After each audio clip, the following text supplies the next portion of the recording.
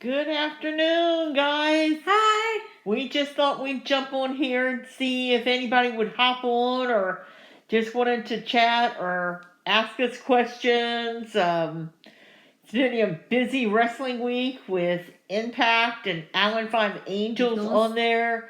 And I thought that was a pretty good show. He did really good on there. What do you think, Deborah? I think he did extremely good for himself, especially for him just showing up on Impact. I thought the match was great. I thought his competitor did great. I thought it was a good match all in one. And Alan Five Angels was really mad at himself for not winning, but he was kicking butt. Yeah, I think he was a little nervous too. Yeah. That was kind of the first match since he left AEW that was probably televised. So I'm sure he was antsy or, like questioning himself or whatever, but I thought that was pretty good. And then last night we had the John Gresham turn heel. Holy chew. I never expected that to come. Shocked. And for him to join Tully Blanchard's Gates of Agony. And I'm like, wow, that's a pretty awesome fraction right there. What other fractions are Ring of Honor going to build other than that? Obviously there's going to be more fractions than that. Definitely. And then we missed because of a thunderstorm. We did not get to see SmackDown, which we have no idea what happened. We've been trying to go through clips of YouTube, trying to find out what happened. We all know what happened with Vince. Oh, the heel turn from Gresham was surprise. Yes, it was, Peyton. Yes, thank you so much. It was very surprising. We were just talking about that. I never suspected Gresham to turn heel. Not this early in the game. And then to join Tully Blanchard's Enterprises, I mean, like, whoa. And when you think about Tully Blanchard Enterprises, all his guys are big guys. They're not small. No. Wait. I don't mean this in a bad way, but Gresham is short. He is short, and he's petite. Yeah. But he is built in his own way. And so is the rest of his team. Yeah. And it makes me wonder, wow, what are the other franchises that we can expect to see in ROH coming up? I can't wait. I'm so excited. I am just like biting at the bit to get to these new franchises and wanting more and more ROH information. Definitely. If you don't know, we do ROH media. We get the press releases from Tony Khan like any other media outlet. So as soon as I get these, I do put that information out. Some of the things is like the AEW podcast, which you guys know pretty much as soon as I get the notice, so it's not really important for me to give you that type of information. And then the whole Vince thing. Wow. I kept saying to Deborah, I wonder who that female wrestler was, that he had relations with. That's going to be interesting too. Anyway. And it just keeps getting thicker and thick. It just bigger and bigger and bigger and bigger and bigger. Yeah. The whole situation, because it just keeps continuing. And it's like, geez. Yeah. How much more? And then we heard something interesting this morning, that Brock Lesnar was going to do his retirement match at WrestleMania next year. Say what? Yeah. I never expected Brock to be ready for retirement. No. I don't know how old Brock is, but like, I had always thought, man, he's got at least 5 years. He's got at least 5 years. He hasn't had that many injuries. He hasn't wrestled a whole lot. Yeah. I don't know how much UFC he did, but he couldn't be doing all that much because I'm sure Vince is paying him a hefty role to come back whenever he needs him. So it's very excited, well, surprised, I should say, when I heard that he was getting ready for retirement. And I thought, wow, you know, it's kind of like Orton. Orton just signed his contract with WWE a few months ago, but it was for like a 1.5 million, but he's going to be wrestling less than he has in the past years. And I'm like, we need some new people in there because, like, Yeah. Roman Reigns, we love Roman Reigns, don't get me wrong, but he has a history of leukemia. You don't know when this is going to come back. You have, you know, other major stars that are aging. Where's the new talent coming from? Yes, you could say NXT, but with their 90-day policy there, they're changing, All the time. yeah, people all the time. And it's like, you never know who's going to be there and who's not going to be there. Anyway, so that's kind of interesting. I also suspect within the next, either, I believe it's going to be next weekend, that AEW will be back at Universal Studios for the dark tapings. Deborah and I will be there, so Yes. tweeting away and taking Yes. pictures, so be sure to catch that. We'll also be at the WWE Performance Center on Tuesday evening. So we want you guys to be able to, you know, you can tweet out, you know, hashtag WWE. It's a WWE NXT.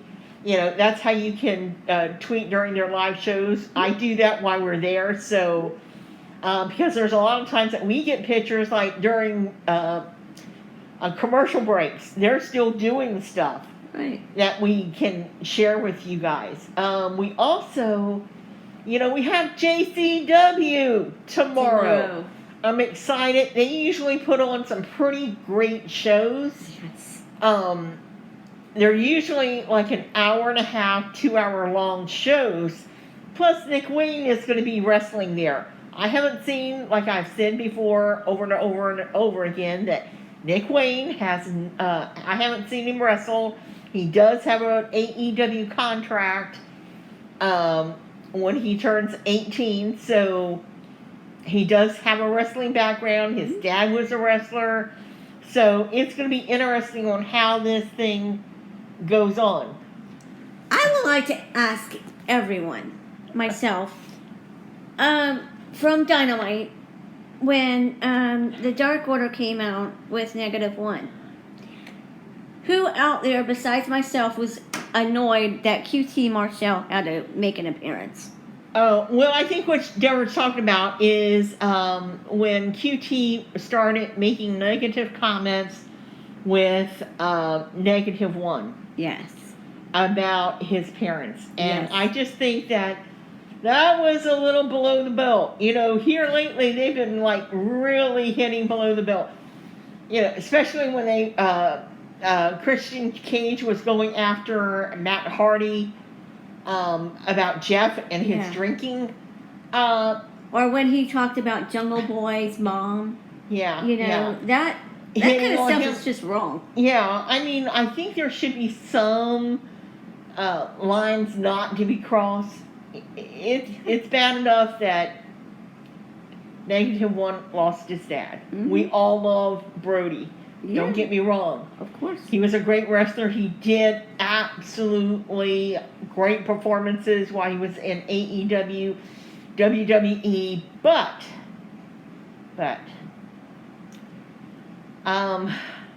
Uncalled for.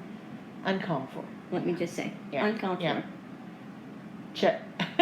So anyway, well, we didn't get a lot of questions, but we enjoy our time with you. Yes. We'd love to be able to set this up. I'm not sure that we would do it every like before every pay-per-view or after, um, because I hate to say this, we are not big WWE fans.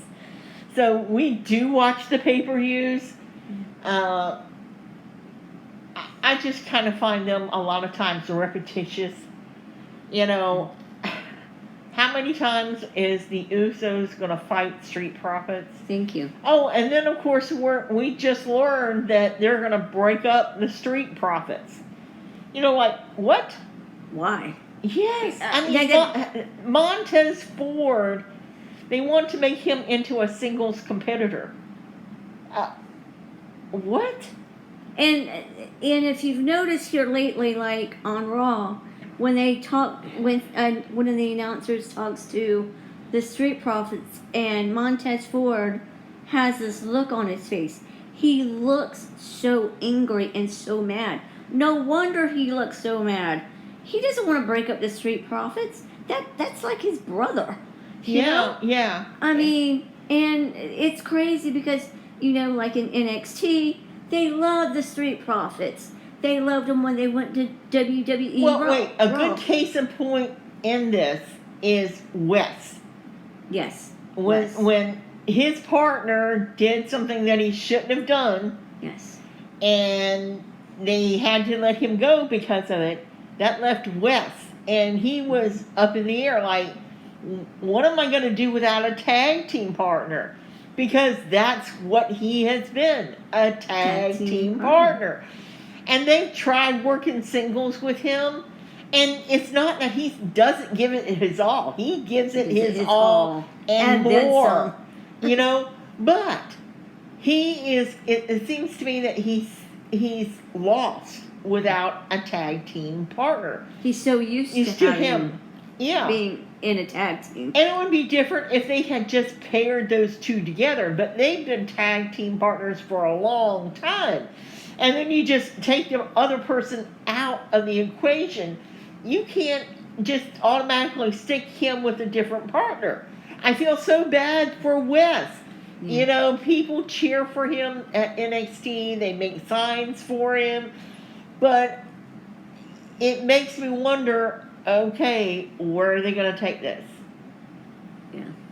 You know, and with NXT, you know, our thoughts on NXT, and we've been doing NXT since like 2016, is that if you haven't made it up in a couple of years in NXT to the main roster, you're not going to the main roster. Mm-hmm. You are not going to the main roster.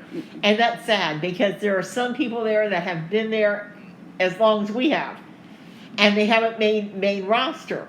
They were promised, but they've never made it back up. And to us, it just seems sometimes that you get a wrestler in there and they get whatever. It could be that they don't fit what they believe a wrestler should look like. They don't have the body build, or I don't know. But they keep them in NXT and they make them lose over and over again, never letting them win, and then they're let go.